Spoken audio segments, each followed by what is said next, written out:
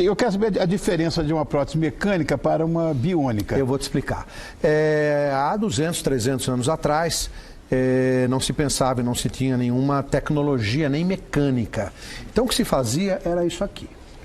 Era uma mão, essa mão inclusive é uma peça de museu, foi feita totalmente à mão, em que você consegue mexer em todos os dedos, com todas as articulações e consegue inclusive segurar alguma coisa aqui. Isso era colocado para um amputado de punho ou de antebraço. Sim.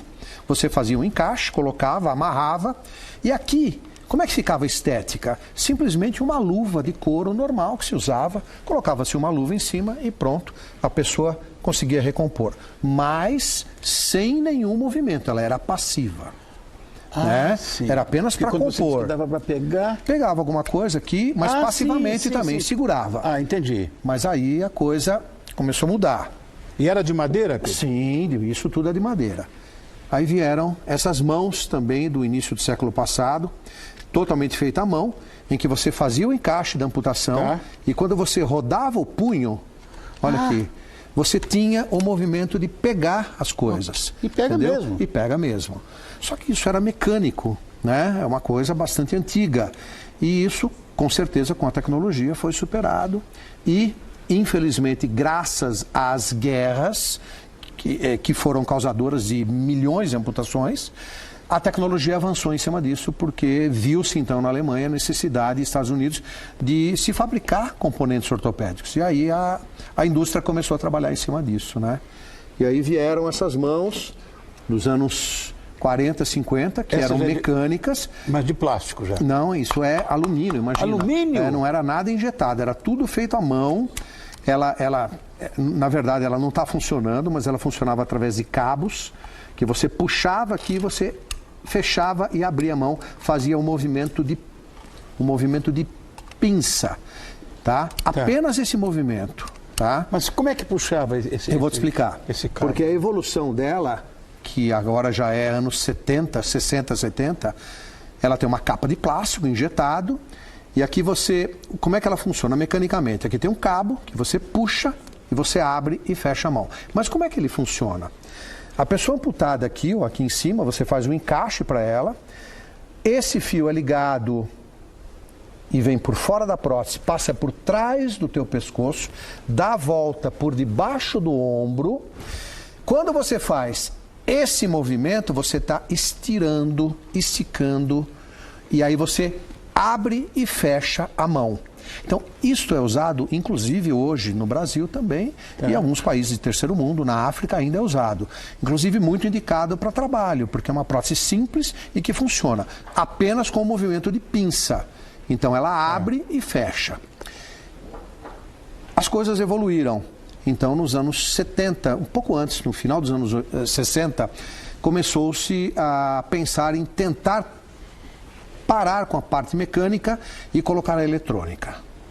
E aí então vieram os antebraços eletrônicos. E como é que funcionava isso? Então eles pensavam, bom, nós temos que encontrar alguma coisa que faça com que a mão elétrica seja ativada apenas com o movimento de abrir e fechar a mão. Como é que nós vamos fazer isso? Bom, eles criaram então eletrodos, que vocês veem aqui, ó. Dá para ver aqui o eletrodo. Deixa eu mostrar lá para Mostra lá para a câmera. São 2 eletrodos, sempre 2 eletrodos, nesse caso. E agora eu vou explicar como é que funciona. Quando você amputa um braço, independente do nível, e eu pedir a você que faça um movimento de extensão e de flexão, quando você vai estender, você mexe aqui o extensor. Sim. Quando você vai fletir, você tem uma contração aqui, aonde? No flexor. Sim. Então, para abrir a mão, eu estendo. Para fechar a mão, eu vou fletir. Então, o que acontece? Esse músculo que vai ser ativado vai ser captado pelo eletrodo. Faça esse movimento para cima. O eletrodo está aqui. Não, com o punho. Para cima, isso. O eletrodo está captando essa contração que você está fazendo. E ele vai entender. Vai fechar a mão. Para cima, vai abrir a mão. Eles estão colocados estrategicamente. Então, quando você fizer esse movimento, que no início você pensa, vou estender o punho para abrir a mão. vou fletir o punho para fechar a mão. Isso depois se torna automático, você não pensa mais isso, vou abrir a mão, vou fechar a mão. E assim foram passando os anos 70, 80, 90 e no início dos anos 2000 conseguiram fazer uma mão que tivesse motores independentes, porque esse tipo de mão tinha apenas um movimento de pinça, só esse movimento. E, obviamente, a mão, como eu falei antes, a mão fala, a mão tem um monte de movimentos, né?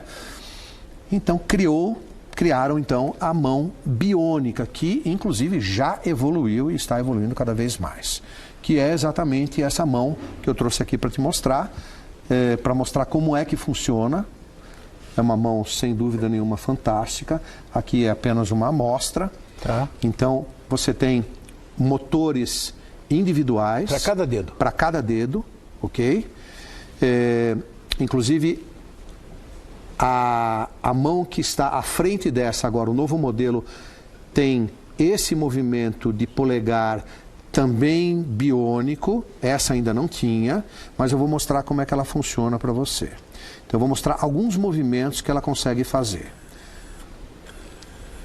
Então, vamos lá.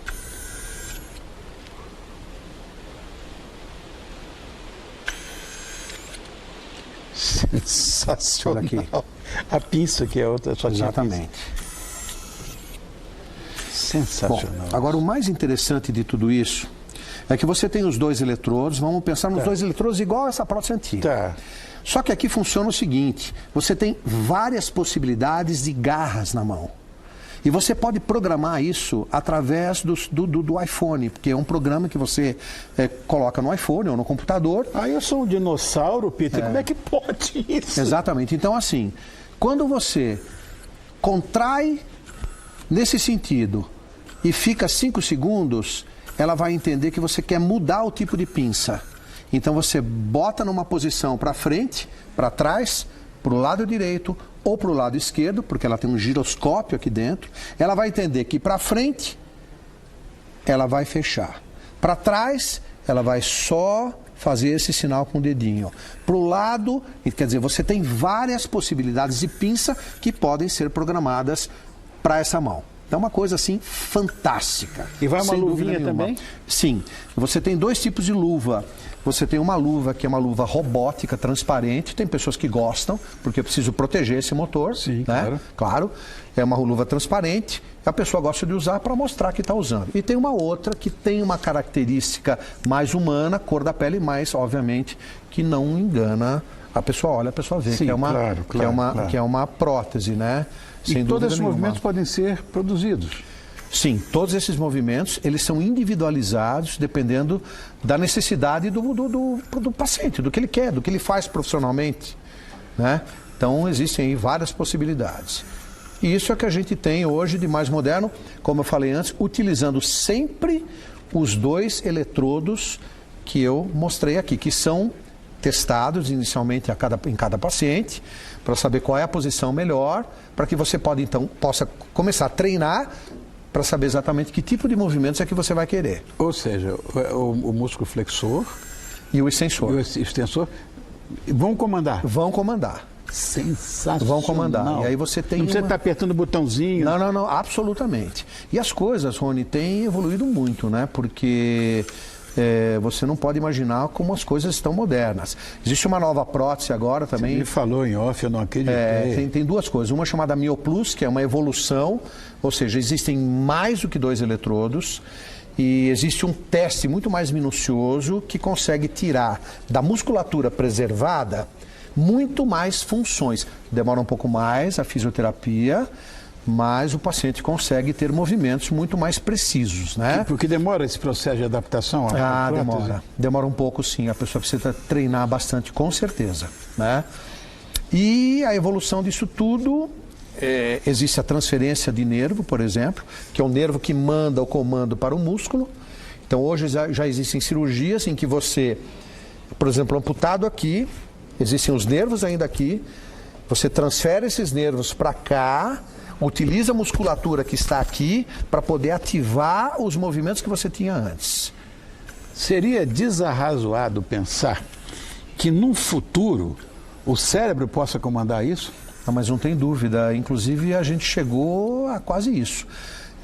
Existe um caso, ainda está em teste, mas fase final, em que são feitos implantes intraneurais, ou seja, são colocados microsensores nos nervos, né, que vão comandar cada nervo um movimento. Agora, incrível é que não tem mais eletrodo.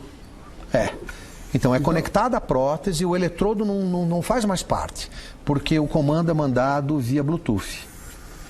Meu Deus do céu.